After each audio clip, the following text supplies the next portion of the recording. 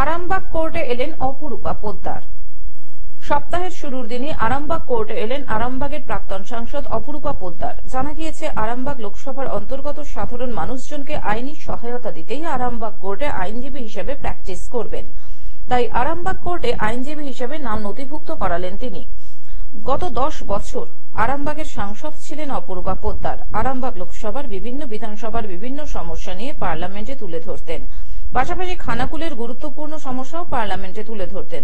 যেমন কলকাতার সাথে খানাকুলের যোগাযোগ ব্যবস্থা ঠিক রাখার জন্য গণেশপুর থেকে নতিবপুর ব্রিজের দাবি, পাশাপাশি মেদিনীপুরের সাথে খানাকুলের যোগাযোগ ব্যবস্থা ঠিক রাখার জন্য গড়ের ঘাট থেকে রানীচক ব্রিজের দাবি বারে বারে পার্লামেন্টে তিনি জানিয়ে গেছেন। পাশাপাশি ভারতের প্রথম রেল যাত্রী ছিলেন রাজা রামমোহন রায়, আর সেই রাজা রামমোহন রায়ের জন্মস্থান খানাকুলে, আর সেই খানাকুলেই নেই রেল লাইনের ব্যবস্থা।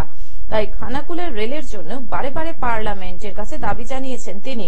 কিন্তু বর্তমানে তিনি আরামবাগের প্রাক্তন সাংসদ। জানা গিয়েছে 2013 সালে ল পাশ করেন। এরপরেই মুখ্যমন্ত্রী তাকে ভোটে লড়ার ব্যবস্থা করে দেন এবং এরপরে তিনি 10 বছর ল মেকার হিসেবে পার্লামেন্টে কাজ করে এসেছেন। বর্তমানে তিনি সাধারণ মানুষকে আইনি সুবিধা দিতেই আরামবাগ কোর্টে আইনজীবী হিসেবে প্র্যাকটিস করবেন বলে জানা গিয়েছে। পাশাপাশি এই প্রসঙ্গে আরামবাগের প্রাক্তন সাংসদ অপরূপা পোদ্দার বলেন, এটা আমার মায়েরও অনেক দিনের ইচ্ছে ছিল যে আমি ল পড়ি ও ল প্র্যাকটিস করি এবং সাধারণ মানুষের পাশে দাঁড়াই।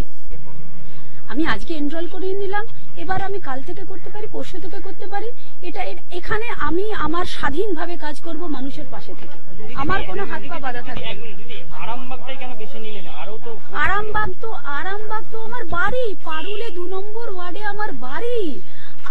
যে 2 নম্বর ওয়ার্ডে ভিভিআইপি লোকেরা এসে, কেউ হেলিকপ্টারে এসে অনেক বড় বড় ভাষণ দিয়ে গেছিল, কিন্তু ভোটের পর তাদের দেখা যায়নি।